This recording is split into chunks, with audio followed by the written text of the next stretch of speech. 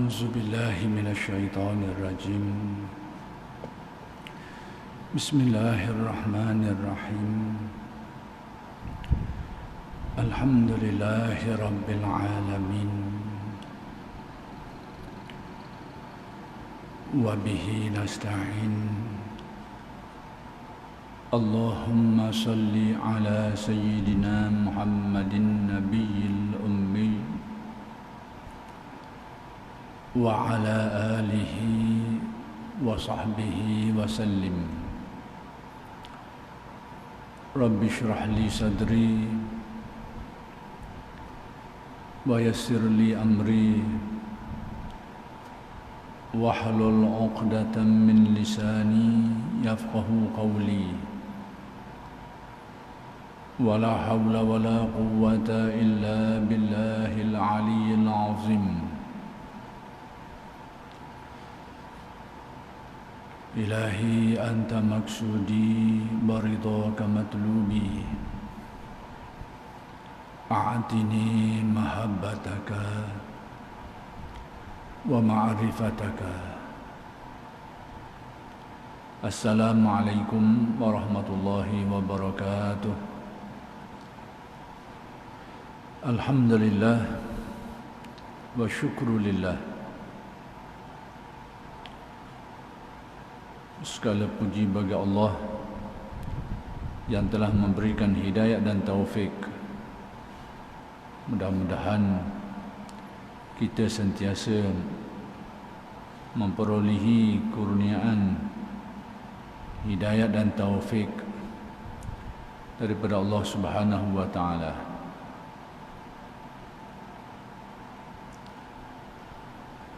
Dan insya-Allah pada malam ini akan diteruskan lagi pengajian kitab Al-Hikam karya Syekh Ahmad Ibn Athaillah Al-Iskandari radhiyallahu anhu.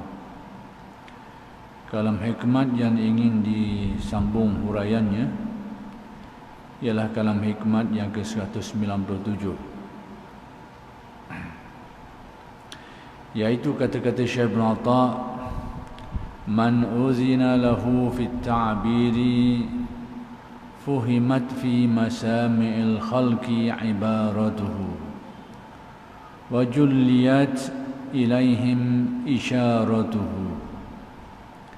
Sesiapa yang telah mendapat izin dari Allah untuk berkata-kata, yakni menerangkan, maka segala kata-katanya dapat mengerti oleh pendengarnya dan semua isyarat petunjuknya dapat terang dan jelas bagi mereka. Jadi kalam hikmat yang ke-197 ini Syekh Ibn Atha nak beritahu tentang kedudukan segolongan manusia yang diangkat dan dianugerahkan Allah untuk menjelaskan ilmu-ilmu berkaitan dengan ketuhanannya.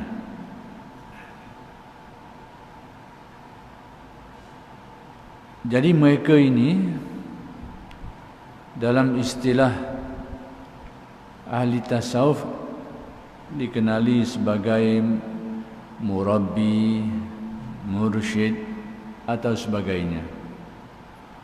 Orang yang telah diberi oleh Allah Subhanahu wa taala kebolehan untuk membimbing, untuk menerangkan, menjelaskan dan membimbing manusia untuk secara yang lebih mendalam mengenal Allah Subhanahu wa taala, mengenal dan memahami tentang ketuhanan Allah Subhanahu wa taala secara yang lebih mendalam. Jadi mereka ini dikenali sebagai yang biasa kita dengar sebagai mursyid atau murabbi. Ada juga kadang-kadang diguna perkataan dalil dan macam-macam lagi lah. Jadi mereka ini orang yang memiliki kelayakan khusus sehingga dapat menjelaskan dan membimbing manusia untuk memahami dan mengenali Allah Subhanahu wa taala secara yang lebih dekat, secara yang lebih mendalam. Jadi antara tanda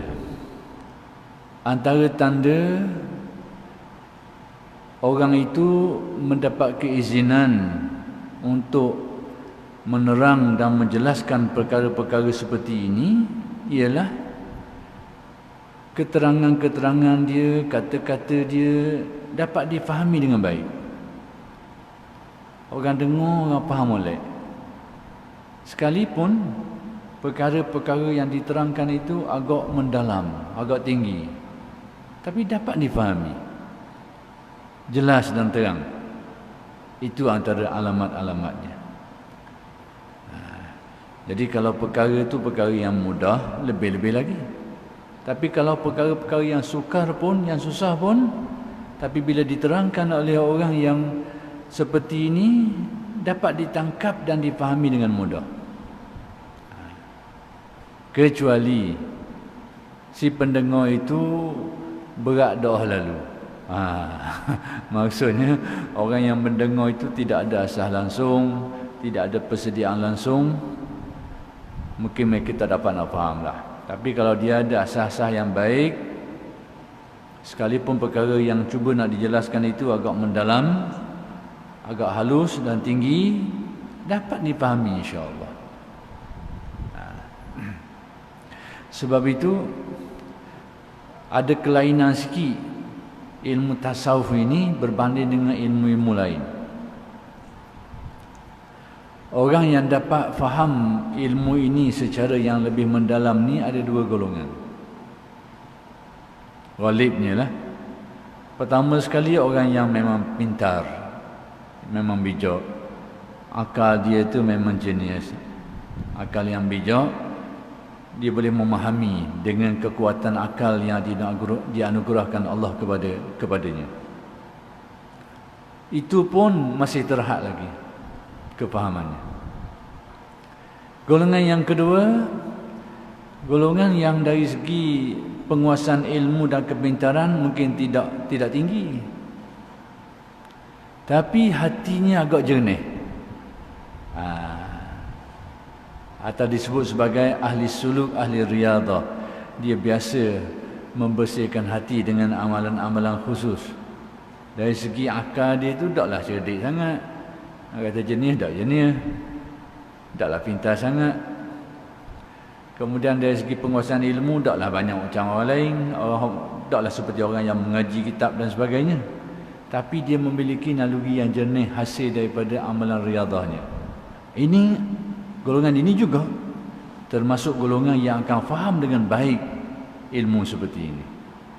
Jadi kesimpulan mudahnya, ada dua golongan yang dapat memahami secara yang lebih khusus tentang ilmu tasawuf ni. Satunya tadi orang yang memiliki ilmu yang agak mendalam, pintar, cerdik, dia dapat faham dengan akal, sebahagiannya dapat difahami dengan akalnya.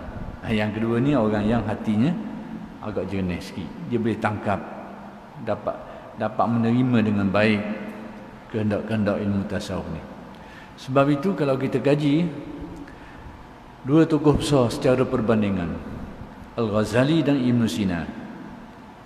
Dua-dua tokoh ni dari segi kepintaran memang pintar. Bab kepintaran dua-dua ni memang pintar. Menguasai ilmu dalam pelbagai bidang dan menjuarainya. Ibn Sina dan Al-Ghazali. Cuma Al-Ghazali ni kehidupan dari segi tempoh masanya kediang sikit daripada Ibn Sina. Ibn Sina ni dulu lagi. Tapi dua-dua ni dari segi penguasaan ilmu memang sama naik lah. Orang yang pintar dan bijak. Tapi dalam bab ketuhanan ini, dua-dua ni, Al-Ghazali dan Ibn Sina ni, dalam menjelaskan tentang hal-hal kerohanian, hal-hal metafizik ni, hal-hal alam ghaib ni, banyak persamaan. Tetapi kat mana bezanya? Bezanya Al-Ghazali memahami semua itu dengan mata hati dia. Ibn Sina dengan ketajaman akal dia. Allah Ta'ala beri kecerdikan dia itu dapat memahami banyak perkara tentang hal-hal kerohanian, hal-hal alam metafizik ni, aspek-aspek yang di sebalik tabir ni. Padahal dia bukan, Ibn Sina ni bukan ahli yang dianggap sebagai orang yang menekuni amalan-amalan penyucian jiwa seperti Al-Ghazali. Tapi dengan akal dia dia boleh faham. Walau bagaimanapun, tidak semua perkara dapat dicapai dengan akal. Cuma nak kabarnya, dia boleh faham banyak perkara juga. Dia menulis kitab-kitab tentang rahsia diri manusia ni sangat mendalam. Sehingga ada orang keliru dengan Al-Ghazali. Tapi Al-Ghazali pattern lain, Ibn Sina pattern lain. Lain sikit. Nak beritahu kabarnya Ibn Sina ni dia dapat menyelami semua itu dengan akal dia. Tapi masih terbatas. Ada benda-benda yang tak dapat diselami lah.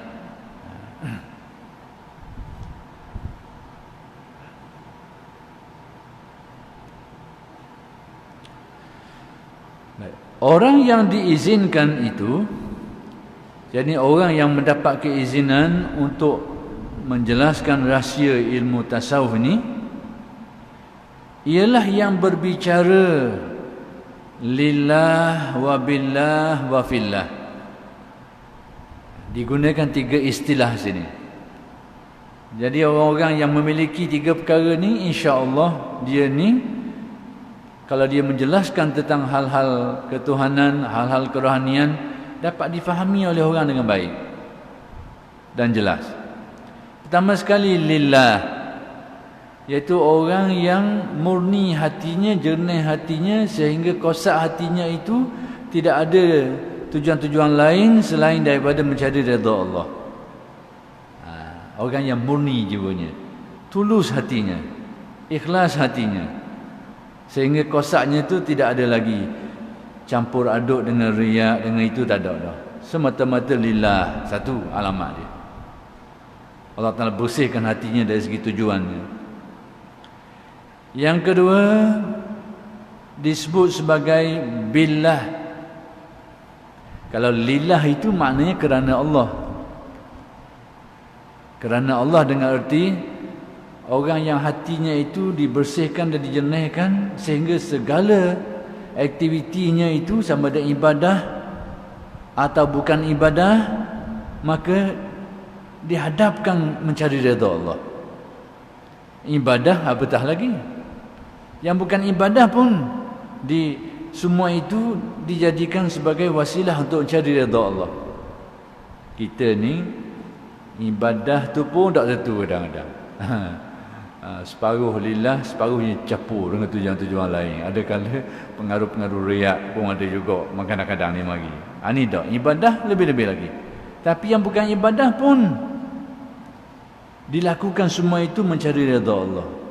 Pekerjaannya, kehidupannya, usahanya, segala tindakan-tindakannya, aktiviti kehidupannya itu dihalakan mencari redha Allah. Ini golongan lillah, inilah antara ciri pertama orang yang diberi kelayakan oleh Allah untuk memahami dan menjelaskan rahsia ini. Yang kedua disebut wabillah. Wabillah, billah lah bahasa kita, dengan Allah. Apa arti dengan Allah? Iaitu orang yang disuci bersihkan hatinya sehingga hilang keakuan dirinya, sehingga dirasakan semuanya itu adalah dengan kurnia Allah, dengan hidayat Allah, dengan taufik Allah, gerak daripada Allah, pertolongan daripada Allah, sehingga dia sudah tercabut keakuan dirinya. Keakuan dirinya itu sudah tercabut. Bila keakuan diri tercabut, maka sudah tidak ada lagi ujub, takabur dan sebagainya. Kalau hak pertama tadi itu lillah, bila dapat dicapai akan tercabut riak. Amalnya itu dihalakan, ditujukan mencari redha Allah semata-mata. Tak ada dah tujuan-tujuan lain riak dan sebagainya, tak ada. Tapi kalau billah ini bukan saja tak ada tujuan lain, tak ada campur tangan riak, tapi ujub dan takabur pun tercabut. Kalau hak pertama saja tu ada kemungkinan. Kalau lillah saja, dia mencari redha Allah, kadang-kadang dia sakut dari segi keakuan dirinya. Kadang-kadang mari perasaan tujuan kerana lain dari Allah tak ada lah. Hatinya ikhlas lillah, murni lillah, tak ada kerana yang lain, tidak ada riak. Tapi kadang-kadang dia sakut dari segi timbul keakuan diri, sehingga kadang-kadang tercemar dengan perasaan ujub, bangga diri, bahkan jadi takabur ada kalanya. Ini timbul juga kadang-kadang, mari gerak-gerak tu dalam hati. Tapi bila seseorang itu billah, iaitu pada waktu jiwanya dijernihkan sehingga merasakan segala gerak-gerinya, segala ibadahnya dikurniakan Allah, dihidayahkan Allah, ditaufikkan Allah, cabut, tercabut dari dalam hatinya itu ujub, takabur dan sebagainya. Jadi billah ini ternyata lebih kukuh daripada lillah. Bermula dengan lillah, bila jiwa manusia ini menjadi lebih murni, lebih bersih, lebih jernih, dia akan naik kepada billah.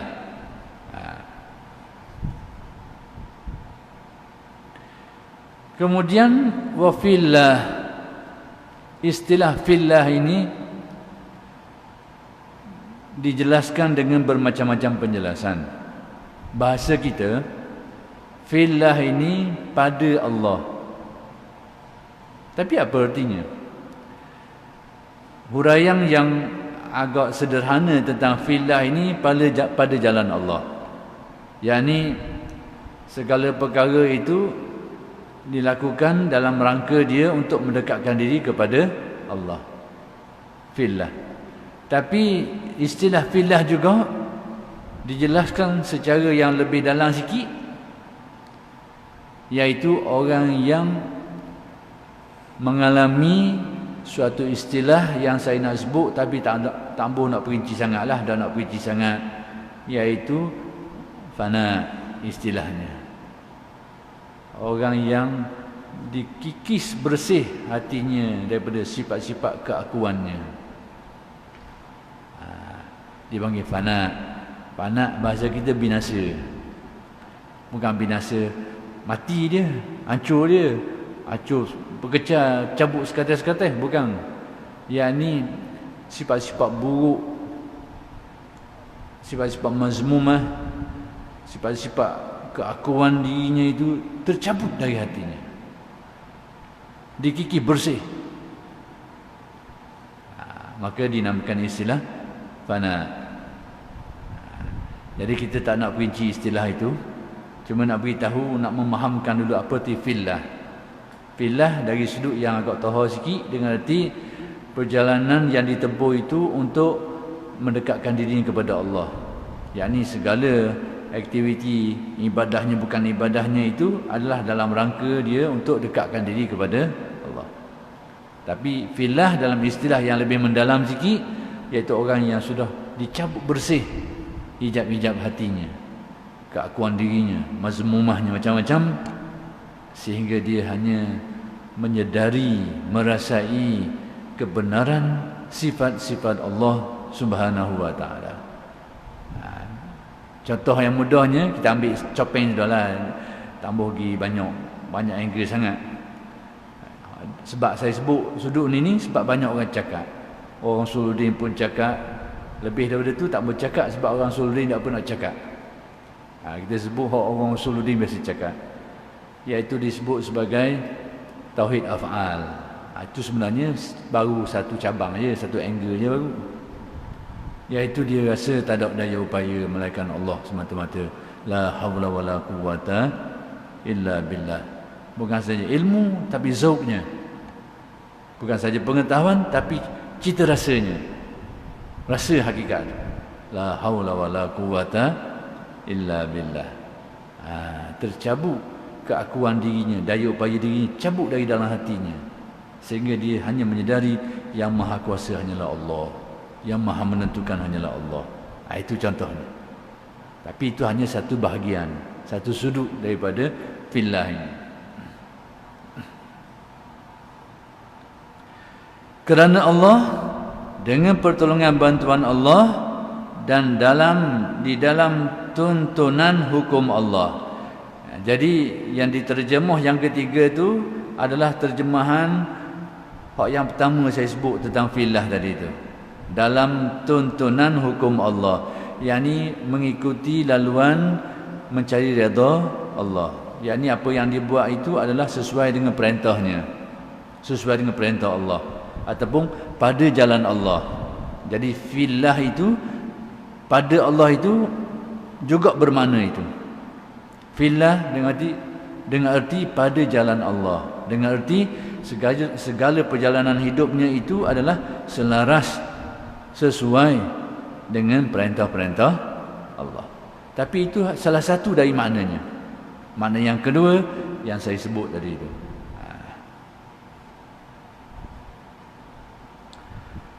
Hamdun bin Ahmad bin Imarah Al-Qassar.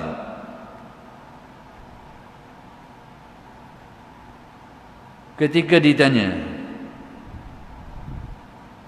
mengapakah kata-kata orang-orang dahulu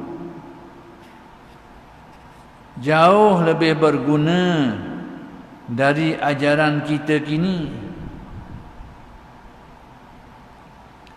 Jadi Hamdun Al-Qassar ini, bila orang tanya dia, kenapa kata-kata, nasihat-nasihat, ajaran-ajaran orang-orang dahulu kala itu lebih berkesan berbanding dengan kita hari ini ni? Dah lekat molek orang dengar. Kalau alim ulama dulu, ajaran-ajaran, nasihat-nasihatnya itu menusuk sampai ke dalam hati, membuka minda dan fikirannya, menembusi perasaan jiwa dan perasaannya. Itu kata-kata orang dulu kala. Tapi kita hari ini ni dok gitu ni. Orang tanya Hamdun ni, mana jadi gini? Sebab apa boleh jadi gini? Jawabnya, kerana mereka bicara, yakni berkata untuk kemuliaan Islam. Kerana orang dulu kala kata Hamdun Al-Qassar ni, orang alim ulama kita yang dulu kala itu, mereka tulus. Mereka berbicara untuk kemuliaan Islam. Tak maaf saya nak kata, hari ini kadang-kadang kita banyak jual dengan Islam. Tak maaf banyak. Saya tak mahu tulis situ sini. Tapi orang kita hari ini banyak berniaga dengan agamanya. Na'udzubillah. Banyak, saya tak kata semua, banyak. Kadang-kadang agama itu menjadi barang dagangan. Kadang-kadang seolahnya mata wang untuk beli barang, untuk dapatkan sesuatu. Kadang-kadang berlaku seperti ini. Na'udzubillah min zalik.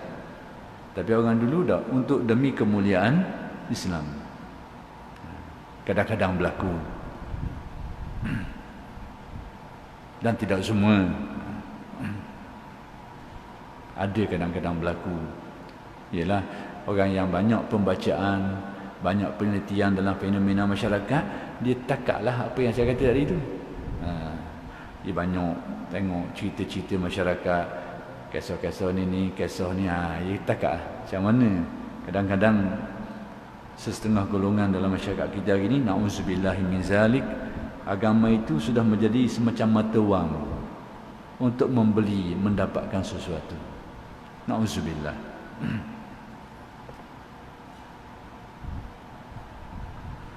Untuk kemuliaan Islam dan keselamatan jiwa. Jadi mereka ini tulus, ikhlas. Bicara mereka itu tak ada tujuan lain, untuk kemuliaan Islam, untuk keselamatan jiwa manusia, dan untuk mendapat keredaan Allah. Jadi semua ini termasuk di dalam kalimah yang pertama tadi itu, iaitu lillah. Itu. Jadi percakapan mereka ini, nasihat mereka ini, tutur kata mereka ini didengar oleh orang dengan baik.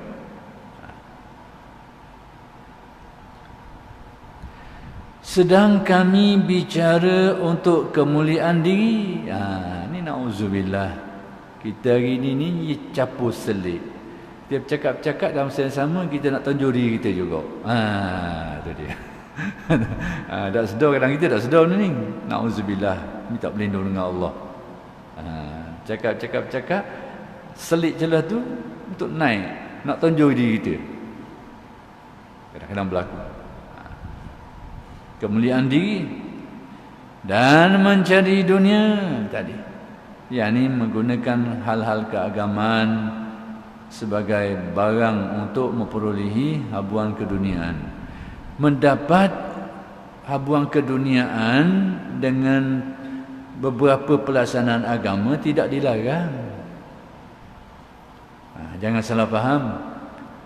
Kita mendapat sesuatu, kita mengajar orang ngaji, lepas tu orang bagi upah kita, tidak dilarang. Tak ada masalah apa. Demikianlah urusan-urusan agama yang lain yang dilaksanakan, kemudian dia mendapat habuan duniawi daripada pelaksanaan itu. Itu tidak dilarang. Yang dilarang dalam tasawuf ini apabila kosak manusia rosak dengan benda itu. Apabila tujuan manusia rosak dan menghala ke situ, itulah yang menjadi rosak. Jadi pokok pakar semuanya balik kepada hati nurani kita.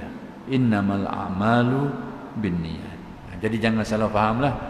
Oh, kalau gitu kita ni jadi cikgu mengajar sekolah boleh gaji tak boleh badak. Bukan itu maksudnya.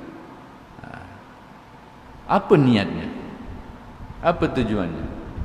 Yang dibuat itu dua perkara yang perlu kita tengok. Nak menilai sesuatu ni, dua perkara paling kurang kita kena tengok. Pertama sekali, apa yang kita buat itu bercanggah atau tidak dengan syariat agamanya. Tak bercanggah, sesasa. Yang kedua, apa niat sebenar kita, niat utama kita. Kalau dua ni lurus, maka luruslah. Maka demikianlah segala aktiviti dan urusan yang melibatkan hal-hal keagamaan yang dengannya kita dapat habuan. Tengok dua perkara ni. Muafakat atau tidak aktiviti kita tu, perbuatan kita tu, tingkah laku kita tu dengan tuntutan syariat. Yang kedua, apa niat kita. Jadi ingin saya jelaskan lagi bahawa memperoleh habuan keduniaan hasil daripada semua ini tidaklah dilarang.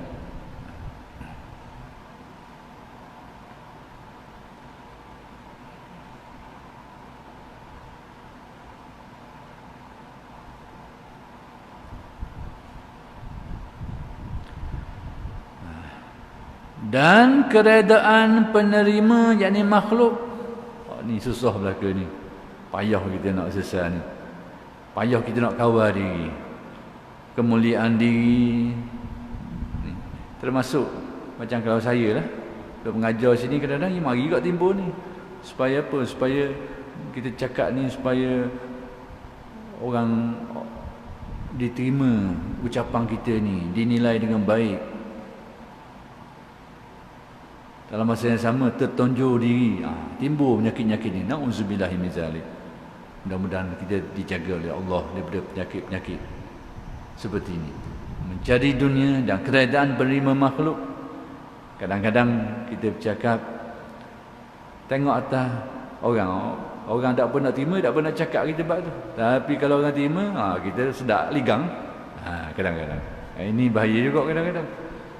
Bila kita tahu sedangkan perkara itu perkara yang hak, tapi kita tahu orang tak apa nak pakai, kita tak apa nak pakai, tak jadi bahan percakapan kita sangatlah.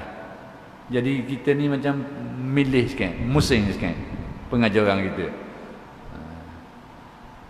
Yang kehendak sebenarnya tak kira lah, ajarlah. Silibusnya gitu lah. Mana-mana pun silibus dia lalu je lah. Tapi kita ni kutip. Tajuk ni tak apa sedap orang dengar, lakoh. Lakoh ke apa, kita tak apa sedap orang dengar. Nak cari tajuk hak sedap, hak kik sikit, sedap orang dengar. Ini sikap-sikap yang kurang baik. Sebab tu setengah orang tak apa nak mengajar kita. Sebab kita ni ada hak bak manis dia, ada bak pahit dia. Jadi setengah-setengah penceramah ni tak pun nak pakai kitab. Kerana ia kena lakoh ni, bab-bab ada apa sedar ni. Jadi payah dulu. Payah. Jadi pengajian ini ada bab yang menyentuh, ada yang tidak menyentuh, ada tempat yang disukai, ada yang kurang disukai. Al-Junaid berkata, kalimah yang benar itu hanya yang diucapkan setelah mendapat izin. Ini pandangan Junaid ini mendalam sikit lah. Kata Junaid, kalimah yang benar ni hanya dapat diucapkan setelah seseorang tu dapat izin. Artinya apa? Ini khusus sikit untuk pengalaman ahli rohani. Kita awal mengaji ni tak apa nak nampak benda ni. Tapi yang disebut oleh Junaid sini ni adalah menjurus kepada khusus untuk orang yang sudah ada pengalaman di dalam hal-hal kerohanian.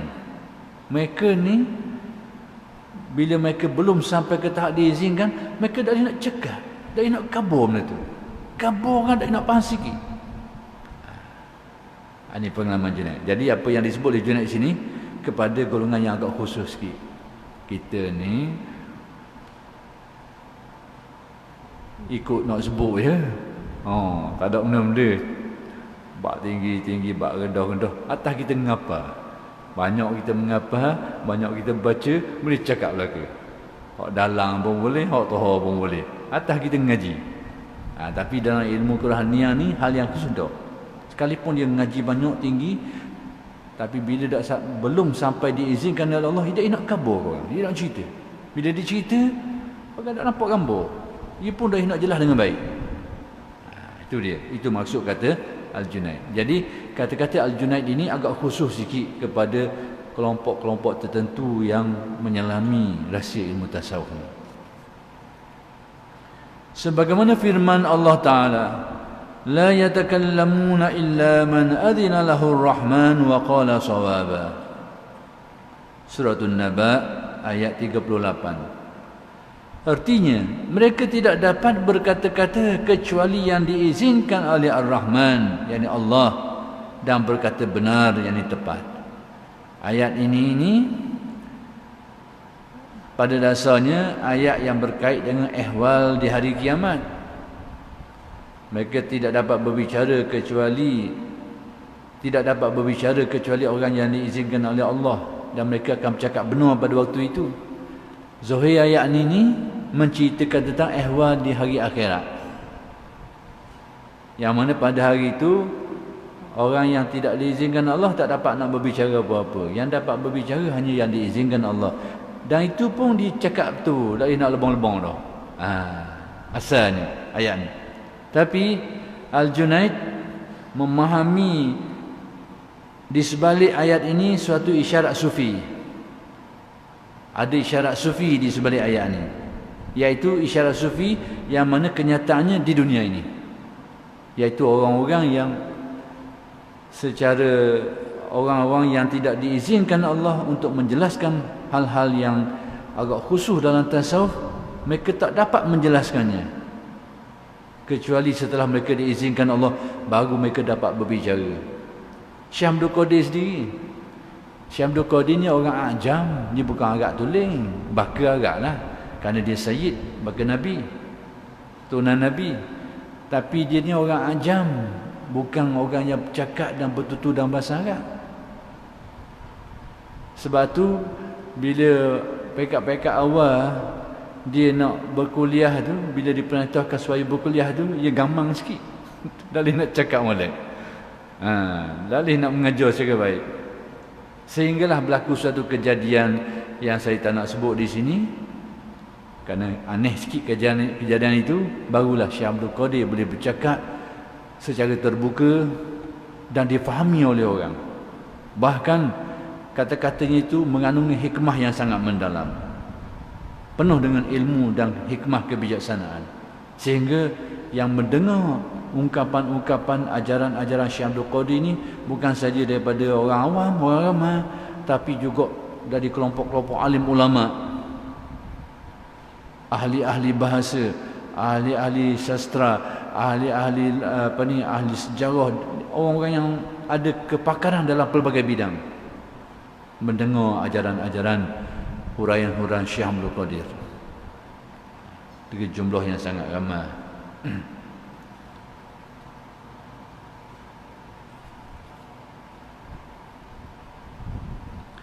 Demikianlah kalam hikmat Syekh Ibn Atta yang ke-197. Kalam hikmat yang ke-198. Kata-kata Syekh Ibn Atta, Rubama barazatil haqaiku maksufatal anwar idza lam yu'zan laka fiha bil izhar. Kalam hikmat yang ke-198 ni masih berkait rapat dengan kalam hikmat yang ke-197 ini. Lebih berupa pendetailan sikit lagi. Baik, apa artinya? Ada kalanya ilmu hakikat itu nampak pudar cahayanya jika engkau belum mendapat izin untuk mengeluarkannya. Yani seseorang yang belum sampai rohaninya matang untuk membicarakan hal-hal ketuhanan dan kerohanian, dia tak matang molek, tak masuk molek. Kalau dia cuba menjelaskan juga, kelabu, faham tak faham je, nampak tak nampak je. Pudar cahayanya dengan arti tak jelas molek, ataupun tak siapa maksud yang dikendaki. Ada kalanya ilmu hakikat itu nampak pudar cahayanya jika engkau belum mendapat izin untuk mengeluarkannya. Kadang-kadang dia faham hakikat tu, hakikat ilmu ketuhanan dan kerohanian tu, dia faham molek. Tapi oleh kerana dia belum sampai ke tahap diizinkan, kalau dia cuba nak cuba, tak jadi, tak clear, tak nampak molek. Tapi dia faham, orang cakap dia faham, dan dia pun kalau dia baca buku kitab-kitabnya pun faham, dan dia sendiri pun dapat memahami dengan baik. Tapi tak boleh nak khabar orang. Ini suatu marhalah, satu peringkat dalam pengajian ilmu tasawuf. Dia akan jadi gitu. Dia faham molek, dengar orang cakap. Setengah tu kadang-kadang ngaji pun tak, tapi dia boleh faham dengan baik. Dia dengar orang cakap takak molek, nampak jelas, dan dia tahu benda tu. Tapi tak dia nak cerita ke orang. Cerita ke orang, ngabung-ngabang lalu. Pudar cahayanya dengan arti tak clear molek, orang tak dapat nak faham dengan baik. Ini adalah pengalaman-pengalaman yang berlaku dalam perjalanan ilmu tasawuf ni.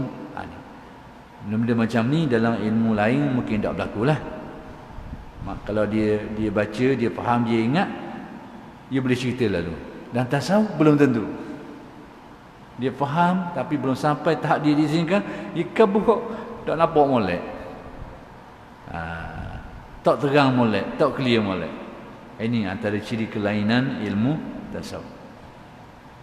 Sebab tu kadang-kadang dalam perguruan ilmu tasawuf ni, setengah guru tu kadang-kadang tak mengaji sangat, tapi dia boleh kabur dengan molek,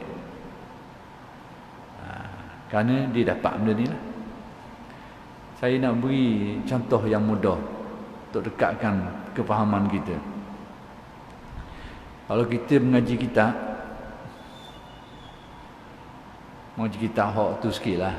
Orang kita panggil kitab Martabat 7 contohnya. Ilmu orang tua dulu kitab Martabat 7. Kalau kita mengaji kitab dia tu pening sikit. Tapi bagi orang yang mendapatnya, tengok je nampak lalu.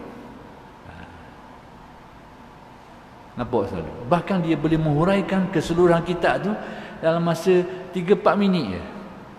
Dia boleh menghuraikan. Boleh hurai cara panjang, boleh hurai cara pendek.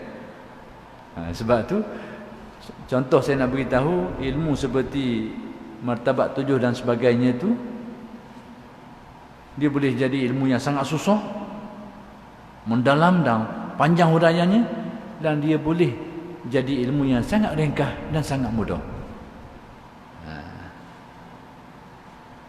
Boleh jadi gitu. Jadi itu kelainan sikit lah.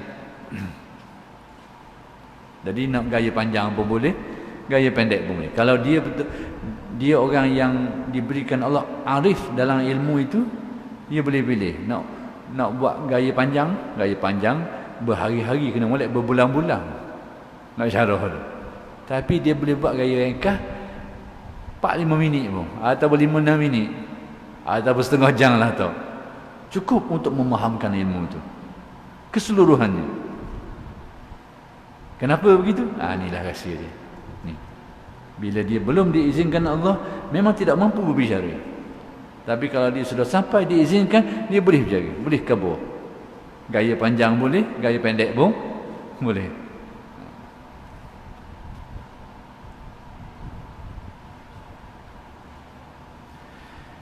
Baik, siapa yang belum sempurna sifat-sifatnya, maksud sifat-sifatnya tu bukan berarti kudung, bukan berarti tempang, tak sempurna sikap, bukan. Ini sifat-sifat rohaninya. Yang ni orang yang kerohaniannya belum jernih molek, belum diizinkan untuk menerangkan hakikat. Jadi insya-Allah oleh kerana sudah masuk di waktu isyak, kita berhenti setakat ini dulu. Akan bersambung huraian ini pada minggu-minggu yang akan datang. Aqulu qawli hadza wa astaghfirullahal azim li wa lakum.